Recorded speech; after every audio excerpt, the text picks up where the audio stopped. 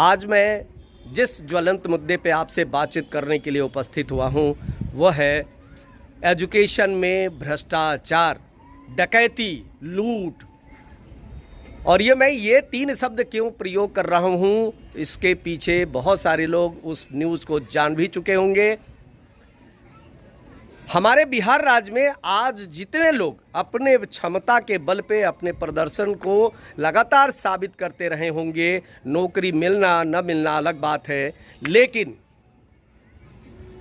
अपनी क्षमता का प्रदर्शन वो करते रहे हैं कि वो लगातार मेंस, इंटरव्यू और प्रीलिम्स निकालते रहे हैं। बहुत सारे छात्र बीपीएससी भी दिए हैं, उसमें भी वो बैठे, उसमें भी 2 चरण 1 चरण तक वो अपना क्षमता दिखाए हैं। और वैसे लोगों ने जब एसटीईटी 2019 में अपनी क्षमता का प्रदर्शन किया और उसके पहले जो भी नियोजन की प्रक्रिया हुई और उसमें जिस तरह से भ्रष्टाचार दिखा, क्योंकि वो एकेडमिक मेरिट पे हो रहा था, और पूरे बिहार में जो एकेडमिक के हालात हैं उसका कई बार बड़े पैमाने पे आप सबों ने वीडियो देखा, पेपर देखा और न्यूज़ पढ़ा। लेकिन आज तो शर्म से सर झुक गया कि वर्तमान माननीय मुख्यमंत्री श्री नीतीश कुमार जी का ड्रीम प्रोजेक्ट रहा यूनिवर्सिटी जो पटना में स्थित है, आर्यभट्ट यूनिवर्सिटी, उसी के द्वारा एफिलिएटेड प्राप्त एक आरा का कॉलेज है जिसका सेंटर बिहार के मगध यूनिवर्सिटी और वर्तमान में वीर कुंवर सिंह यूनिवर्सिटी का जाना माना कॉलेज जो अपने आप में एक इतिहास समेटे हुए है, उसी पे सेंटर था, उसी विद्यालय के प्रांगण में, और परीक्षा चल रही थी। अचानक वर्तमान डीएम राजकुमार जी को वहाँ से सूचना मिलती है और जब वो पहुँचते हैं तो मात्र 100 लोगों में, परीक्षा दे रहे लोगों में 80 मोबाइल, 80 से ज़्यादा गैस पेपर, और कुछ साथी जो कहते थे वो एकदम सही कहते थे कि बिहार की यूनिवर्सिटियों के हालत वो हो गए हैं कि आप झोला में नहीं बोरा में भर के चीट ले जाइए, खूब आराम से लिखिए, और इसके बाद भी यदि नंबर नहीं मिलते हैं तो जहां टैबलेटिंग या और कुछ वर्क होता है वहां पैसा दीजिए और नंबर बढ़ाइए। तो इसी तरह के लोग एकेडमिक मार्क्स पे बहाली की लगातार मांग कर रहे हैं और सरकार पे दबाव बना के रखे हैं, और इसमें कुछ माफिया लोग भी शामिल हैं। आप समझ सकते हैं, इसलिए आपसे मेरी ये गुजारिश है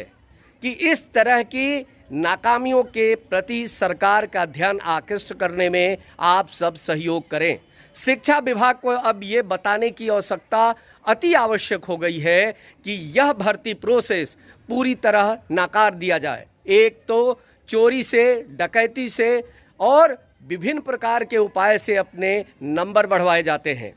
और उस नंबर के खेल पे ये नंबर इसलिए बढ़ने लगा क्योंकि हम नौकरी आज बिहार में सिर्फ और सिर्फ एकेडमिक मेरिट के आधार पे लोगों को देने लगे, और सरकार की यह पॉलिसी पूरी तरह से सरासर गलत है।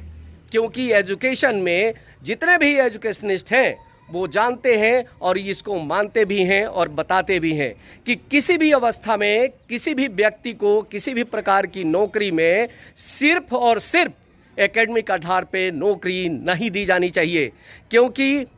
वो आदमी वर्तमान में अपनी शिक्षा का कितना उपयोग कर रहा है, कितना उस ज्ञान को बचा के रखा है, इसका आकलन करने के लिए ज़रूरी है कि वह वर्तमान में भी किसी न किसी प्रकार का परीक्षा दे और उस आधार पे अपनी योग्यता को साबित करे। 2019 स्टेट में जो लोग आए हैं वो अपनी क्षमता का आधार अपने अंकों पे प्रदर्शित कर चुके हैं, लेकिन सरकार के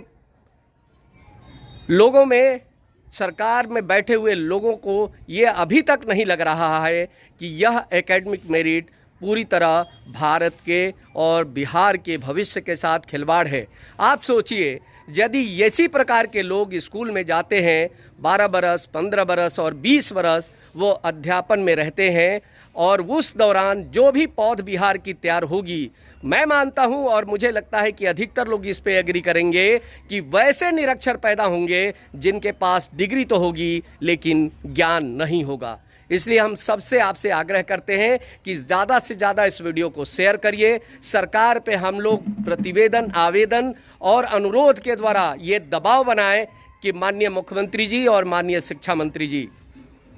और हमारे शिक्षा विभाग के माननीय अपर सचिव इन सब से आग्रह करेंगे कि इस पूरी व्यवस्था को पूर्णतः बदल दिया जाए और बदल करके नई व्यवस्था जो 7वें चरण में वो प्रारंभ कर रहे हैं उसमें कंपटीशन के आधार पे टीचरों की भर्ती की जाए। स्वाभाविक रूप से कुछ साथी जब ये कहते हैं कि आईएएस, आईपीएस, बीपीएससी में विभिन्न पद और यहाँ तक कि कार्यालय सहायक, पुलिस, सबकी यदि भर्ती कंपटीशन के आधार पे होती है तो इनका निर्माण करने वाला जो कि राष्ट्र का निर्माता है उस शिक्षक की भर्ती सिर्फ और सिर्फ एकेडमिक आधार पे क्यों। आज लाइट कट गई है इसलिए इस वीडियो को मैं बहुत ज़्यादा लंबा नहीं करूंगा। आप सबसे आग्रह है कि ज़्यादा से ज़्यादा इस वीडियो को शेयर करिए, लोगों तक पहुंचाइए, लाइक करिए ताकि यह एक्सपैंड हो और लोगों तक अपने आप पहुंच जाए और सरकार पे एक मजबूत दबाव बने। जय